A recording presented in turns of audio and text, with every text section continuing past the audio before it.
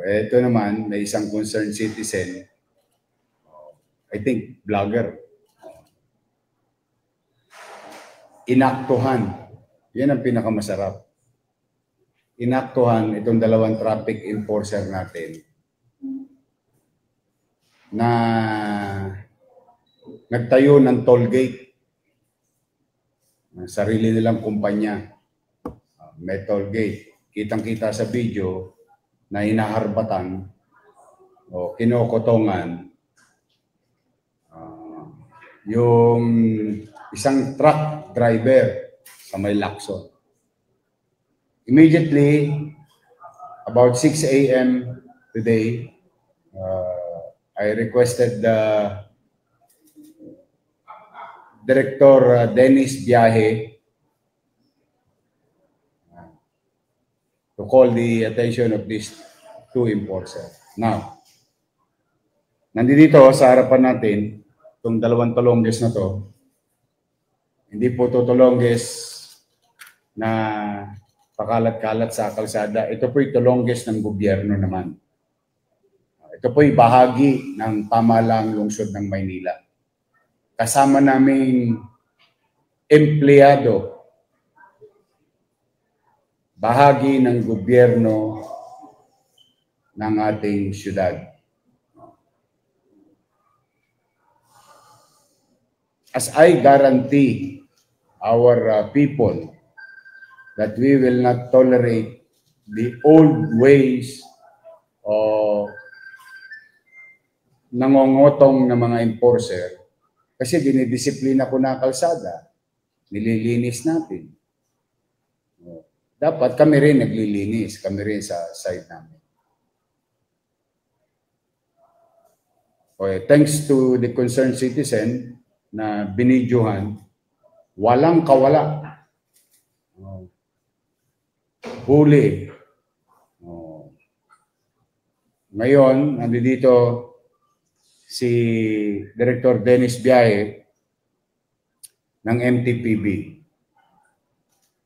At itong dalawang ito, nasa harapan nyo, doon sa biktima.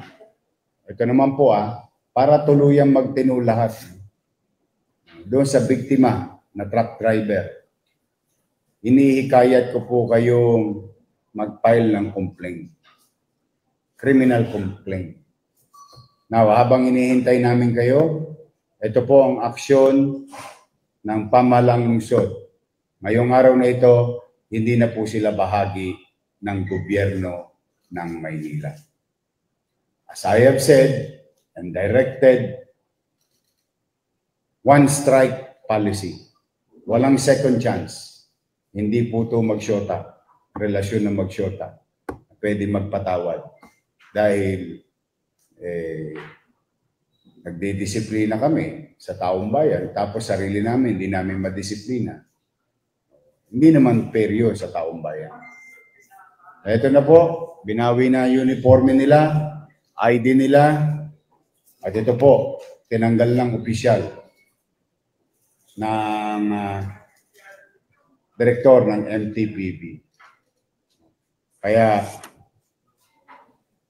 ito'y maging halimbawa sa natitira pang 800 plus na traffic enforcer ng lungsod ng Maynila. People nowadays, ang taong bayan ay nagising na. Ang taong bayan natuto na.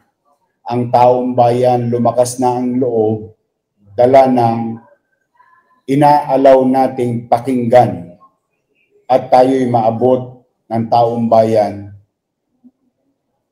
at masabi sa atin ang pang-aabuso sa kanila. Kaya maging takdang aral to sa lahat ng kawani ng pamahalaan. Kapag kayo'y may inapi, inabuso, inargabyado na mamamayan, hindi kami mangingimi na kayo ay tanggalin at kasuhan. Yan ay maging aral sa ating lahat. Tama na yung may sweldo tayo. Okay na yun. Nakakaraos tayo. May bonus pa yung mga yan. Sa totoo lang. In-implement ko yan nung unang termino ko . yung commission nila eh. They get the extra share. All they have to do is to assist and help people driving in the city of Manila. So those netizen, thank you very much sa iyo, sa iyong pagmamalasakit sa ating pamayanan at pamahalang lungsod. And sa ating mamamayan naman, sa lungsod ng Maynila, ako po ay humihingi ng pasensya sa inyo. Pagpasensyaan nyo na kami, hindi namin maibigay sa inyo ang perpektong gobyerno. Hinihingi ko po ng tawad ang sitwasyon. Magkaganon man, umasa pa rin kayo. Kahit hindi namin ma-perfect ang gobyerno, lagi namin ipararamdam sa inyo na may gobyerno sa lungsod ng Maynila na masasandalan ninyo 24 oras. So muli, mga kababayan, nananawagan ako, patuloy niyong tularan ang ibang individual na ipinagmamalasakit ang ating lungsod at ipinababatid sa amin yung mga abusadong empleyado ng City Hall ng Maynila. For now, this should be a lesson to everyone. Ano ngayon? 18? Di pa kayo, masyado kayo nainip ha? Atat na atat kayo. Kakasweldo lang nung akis. Hindi pa tayo nag-iinip. So ito po, muli, maraming salamat. Ulitin ko, as per our in-house meteorologist and as per physical inspection of our roads, nasukat po ni General Sukat, manipis ang ulap sa Maynila.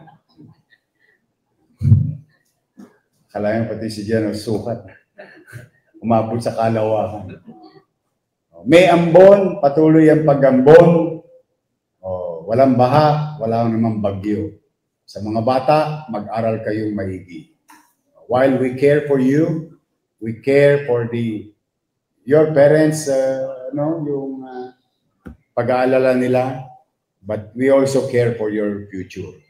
So, mag-ingat kayo sa pag-uwi. Aabatan namin ang aabatan ng panahon. So far, maaliwalas po ang Maynila pagdating po sa usapin ng kalsada. Yung panahon naman ay nasa tolerable level pa.